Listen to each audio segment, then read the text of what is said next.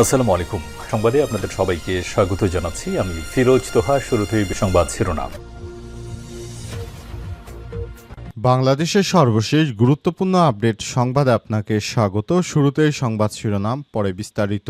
প্রথমে জানাবো আমাদের হাতে থাকা সর্বশেষ গুরুত্বপূর্ণ সবথেকে তাজা আপডেট সংবাদ। হেফাজতে ইসলামের আমিরের বক্তব্যের প্রতিবাদ জামাতের। জামাতে ইসলামের নাম জোরে হেফাজতে ইসলাম বাংলাদেশের আমির মাওলানা মুহিবুল্লাহ বাবুনগরীর বক্তব্যের নিন্দা ও প্রতিবাদ জানিয়েছে জামাত ইসলামের সহকারী সেক্রেটারি জেনারেল এবং কেন্দ্রীয় প্রচার ও মিডিয়া বিভাগ প্রধান অ্যাডভোকেট এহসানুল মাহবুব জুবায়ের। আজ গণমাধ্যমে পাঠানো এক বিবৃতিতে তিনি এই নিন্দা ও প্রতিবাদ জানিয়েছেন। এরপর জানাবো মাহমুদুর রহমানের জবানবন্দি, হাসিনা সব ধরনের মানবতা বিরোধী অপরাধ করেছে। ফ্যাসিস্ট হাসিনা বাংলাদেশের জনগণকে ভীত সন্ত্রস্ত করে ফ্যাসিবাদী শাসন ব্যবস্থা চাপিয়ে দেওয়ার জন্য সব ধরনের মানবতা বিরোধী অপরাধ করেছে বলে জবানবন্দিতে উল্লেখ করেছেন আমার দেশ পত্রিকার সম্পাদক ডক্টর মাহমুদুর রহমান।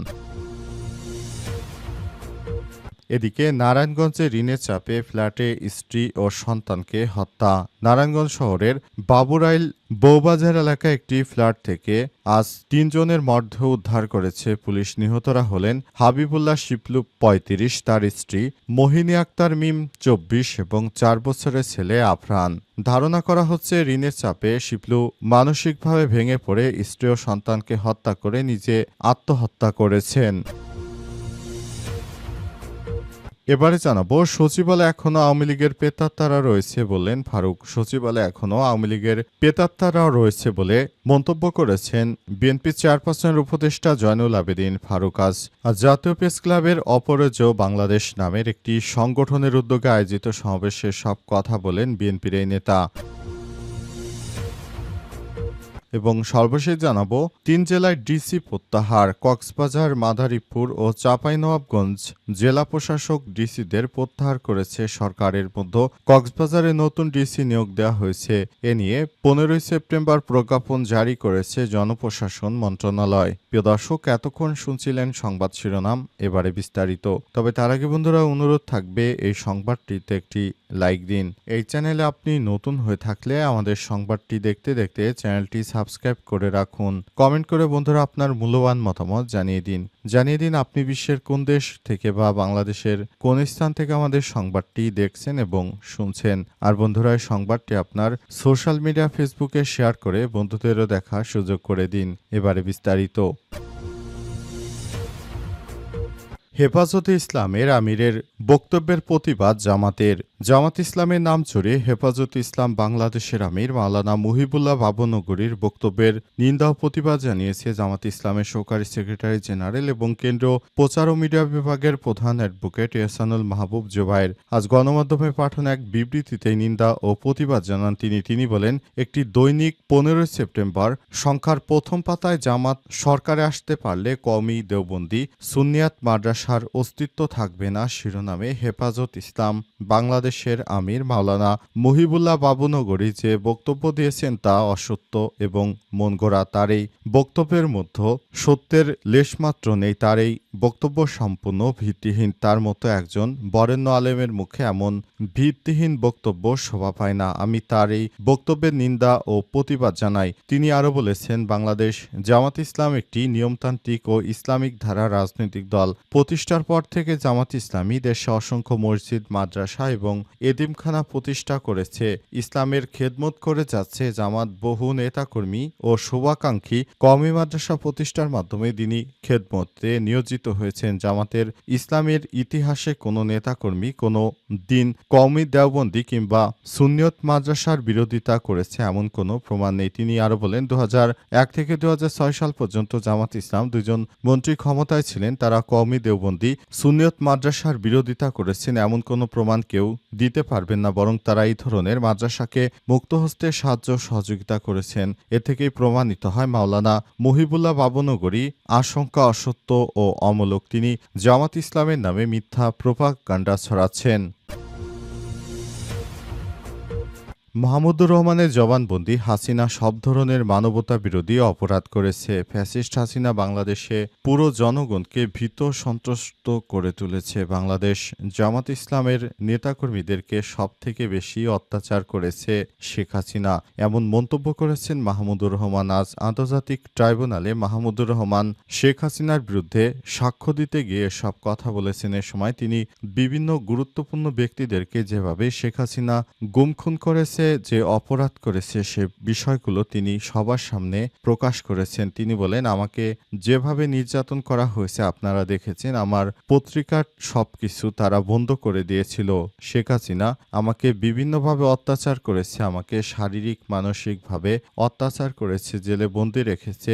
আল্লাহর অশেষ রহমতে এখনো বেঁচে আছি, কিন্তু শেখ হাসিনা স্বৈরাচার, কিন্তু এখন দেশে থাকতে পারিনি। এক সময় আমাদেরকে যেভাবে দেশ ছাড়া করেছিল, এখন সেই স্বৈরাচারী সরকার তারা দেশ ছাড়া হয়েছে। এটা আল্লাহ পাকের অশেষ রহমত। কারণ আমাদেরকে নিয়ে যেভাবে ষড়যন্ত্র করত প্রতিনিয়ত শেখ হাসিনা, এটা কোনোভাবেই গ্রহণ করা যায় না। তিনি বাংলাদেশটাকে দিল্লির হাতে তুলে দিতে যে চক্রান্ত শুরু করেছিলেন, সেটি বাস্তবায়ন হবে না। এটি আমাদের জন্য ভালো একটি মেসেজ দিয়ে যায় বলে জানিয়েছেন তিনি।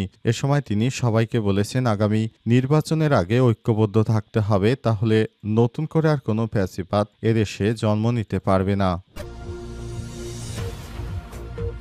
নারায়ণগঞ্জে ঋণের চাপে ফ্ল্যাটে স্ত্রী ও কন্যা সন্তান।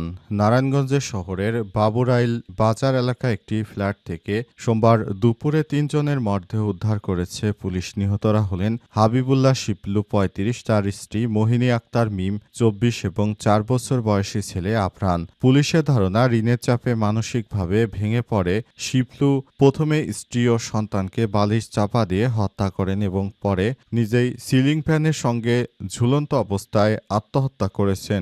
মরদেহগুলো খাটের উপরে এবং শিপলু আলাদা কক্ষে পাওয়া যায়। খবর পেয়ে পুলিশ ফ্ল্যাটের দরজা ভেঙে মরদেহ উদ্ধার করে নারায়ণগঞ্জ সদর জেনারেল হাসপাতালের মর্গে ময়নাতদন্তের জন্য পাঠিয়েছে। স্থানীয় নিহতদের স্বজনদের মতে, শিপলু বাবুরাইলের সম্মিলিত সঞ্চয় তহবিল নামের একটি সমবায় সমিতির ম্যানেজার ছিলেন। প্রায় ৩ বছর আগে সমিতির মালিকপক্ষ পালিয়ে যায়। এলাকার ব্যবসায়ী ও লোকজনকে ঋণের বোঝা চাপা পড়ে। ঋণ বাড়তে থাকায় শিপলু মানসিকভাবে ভেঙে পড়েন। ফ্ল্যাটটিতে তিনি স্ত্রী ও সন্তানকে ভাড়াটিয়া হিসেবে রাখছিলেন। অতিরিক্ত পুলিশ সুপার ক সার্কেল মেহেদী হাসান জানান, নিহতদের মরদেহ উদ্ধার করা হয়েছে। পুলিশ ও গোয়েন্দা সংস্থা কর্মকর্তারা ফ্ল্যাট পরিদর্শন করেছেন। ঘটনার কারণ খতিয়ে দেখতে সিসিটিভি ফুটেজ সংগ্রহ এবং প্রতিবেশী বক্তব্য নেওয়া হচ্ছে। ৩ জনের মরদেহ উদ্ধারের খবরে আশপাশের প্রতিবেশী ও আত্মীয় স্বজনরা ফ্ল্যাটের সামনে জড়ো হয়েছেন। সচিবালয়ে এখনও আওয়ামী লীগের প্রেতাত্মা রয়েছে বললেন ফারুক। সচিবালয়ে এখনও আওয়ামী লীগের প্রেতাত্মা রয়েছে বলে দাবি করেছেন বিএনপির চেয়ারপারসনের উপদেষ্টা জয়নুল আবেদীন ফারুক। সোমবার ১৫ সেপ্টেম্বর জাতীয় প্রেস ক্লাবের সামনে অপরাজেয় বাংলাদেশ নামের একটি সংগঠনের উদ্যোগে আয়োজিত এক সমাবেশে সব কথা বলেন তিনি। বিএনপির চেয়ারপারসনের এই উপদেষ্টা বলেছেন, হাসিনা ও তার মেয়ে দিল্লিতে রয়েছে। এছাড়াও যে বাংলাদেশের সবথেকে বেশি ক্ষতি করেছে, সেই স্বরাষ্ট্রমন্ত্রীও দিল্লিতে রয়েছেন। আজ যারা আমাদের রক্তকে রঞ্জিত করে বাংলাদেশকে তছনছ করে দিয়েছে, তাদের মধ্যে যারা দেশ নিয়ে ষড়যন্ত্রের সঙ্গে সম্পর্কিত, তাদের মধ্যে একজনকে ছাড়া সরকার কাউকে এখনো গ্রেপ্তার করতে পারেনি। সচিবালয়ে এখনো আওয়ামী লীগের প্রেতাত্মা রয়েছে। নির্বাচন কমিশনকে উদ্দেশ্য করে জয়নুল আবেদীন ফারুক বলেছেন, নির্বাচন কমিশন প্রধান ইতিমধ্যেই গ্রহণযোগ্য নির্বাচন করেছেন, কিন্তু আপনার নির্বাচন টেনে আমরা উঠলাম। নির্বাচনের ম্যাপ যখন ঘোষণা করলেন, এরা আওয়ামী লীগের প্রেতাত্মা আবার তড়িৎ গতিতে শেখ হাসিনার সঙ্গে আলাপ করে প্রস্তুতি নিচ্ছে আপনার নির্বাচনকে বানচাল করার জন্য। সমাবেশে অপরাজেয় বাংলাদেশের সহসভাপতি বাদল সরকার, সাধারণ সম্পাদক ইসমাইল হোসেন সিরাজি উপস্থিত ছিলেন। বক্তারা নতুন বাংলাদেশ গড়ার জন্য বিভিন্ন কথাবার্তা বলেছেন এবং নতুন বাংলাদেশ গড়ার জন্য তারা কাজ করবেন বলে জানিয়েছেন।